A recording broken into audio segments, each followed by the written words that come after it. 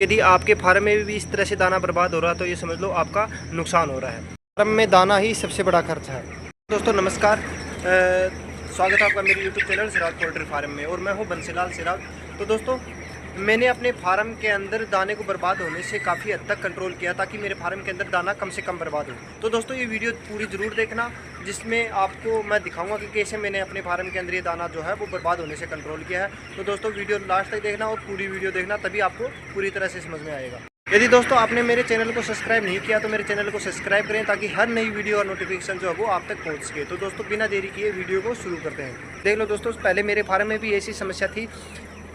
जब बर्तन नीचे होते हैं तो बच्चे बैठ कर दाना खाते हैं। तो बैठ कर दाना खाने का मतलब ये है कि देखिए दोस्तों, दाना जो है वो कुछ बाहर गिर जाता है, जिससे दाना जो है वो ज़्यादा बर्बाद होता है। और ये जो आप नीचे देख रहे हो कि ये देखो बीट है बच्चे की, इसके ऊपर जो दाना है ये मिलकर इसके अंदर गंदा हो जाता है।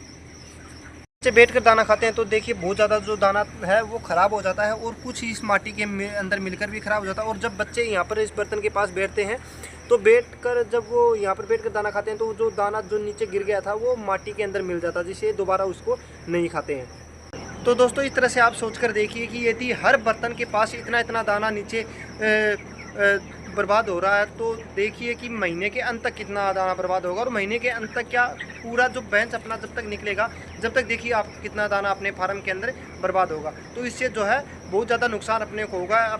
इसमें कंपनियों को नुकसान नहीं है, इसके अंदर अपना नुकसान है कि दाना जो जब ज़्यादा बर्बाद होता है तो उसके अंदर खर्चा भी ज़्यादा आएगा।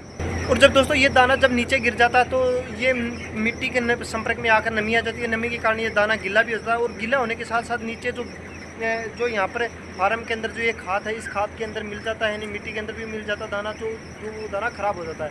पहली बात तो उस दाने को बच्चे खाएंगे नहीं, और यदि उसको खाएंगे भी गए तो साथ में जो मिट्टी है वो भी उनके पेट के अंदर जाएगी, जिससे उनका डाइजेशन जो है वो ख़राब होने लग जाएगा और बच्चे जो है वो मिट्टी खाना शुरू कर देंगे। तो इससे दोस्तों बहुत ज़्यादा नुकसान है। यानी कि दोस्तों जो नीचे दाना जो बिखर गया है उसका कोई भी उपयोग नहीं किया जाता, यानी 100% जो दाना है वो बिल्कुल वेस्टेज यानी ख़राब हो गया है। इसके लिए मैंने एक सोल्यूशन निकाला कि अपने फार्म के अंदर दाना कम से कम बर्बाद हो। तो इसके लिए दोस्तों मैंने जो दाने के बर्तन हैं उनको जैसे इस तरह से थोड़ा ऊंचा कर दिया है ताकि बच्चा जो है वो बैठ कर दाना ना खाए। देखिए इतना ऊंचा है बर्तन, ये सभी बच्चे जो हैं वो इसके ऊपर खड़े होकर दाना खाएंगे ताकि जो दाना है वो कम से कम बर्बाद हो। दोस्तों बच्चा जो है वो बैठ कर दाना नहीं खाएगा, खड़े खड़े होकर दाना खाएगा, जिससे दाना जो है वो कम बर्बाद होगा और पूरा जो दाना है वो बच्चों को मिल सकेगा और फार्म के अंदर नुकसान भी कम रहेगा। तो बर्तनों को ऊंचा करने से मुझे 4 फ़ायदे हुए। पहला तो फ़ायदा ये हुआ कि फार्म के अंदर दाना गिरना बहुत कम हो गया, जिससे दाना जो है वो वेस्टेज नहीं गया। दूसरा फ़ायदा ये था कि बच्चे जो है वो सभी एक्टिव होकर दाना खाते हैं, क्योंकि यदि बैठ कर दाना खाते हैं तो बच्चों के अंदर लंगड़ापन आना शुरू हो जाता है और उनके पैर जो है वो कमज़ोर होने लगते हैं। लेकिन जब बच्चा खड़े होकर दाना खाता है तो बच्चा एक्टिव ही रहता है, साथ ही उनके पैर जो वो भी कमज़ोर नहीं होते हैं और साथ ही उसके अंदर लंगड़ापन नहीं आता है। और तीसरा फ़ायदा ये रहा कि ग्रोथ जो थी वो बच्चों की पहले से बेहतर हुई हो, क्योंकि बच्चा बैठ कर दाना खा रहा है तो उसका शरीर जो है वो कमज़ोर हो रहा है, नहीं वो लंगड़ा हो रहा है। और जब खड़ा होकर दाना खा रहा है तो बच्चा जो है वो एक्टिव हो रहा है। तो क्या था कि इससे बच्चों की ग्रोथ जो थी वो पहले से बेहतर हुई। और चौथा फ़ायदा ये था कि भाई सबसे ज़रूरी कि फार्म के अंदर खर्च कम हो गया, यानी कि दाना ज़्यादा बिखर रहा था तो उसके अंदर खर्चा भी ज़्यादा आ रहा था, तो दाना बिखरना कम हो गया तो दाने का खर्चा कम हो गया।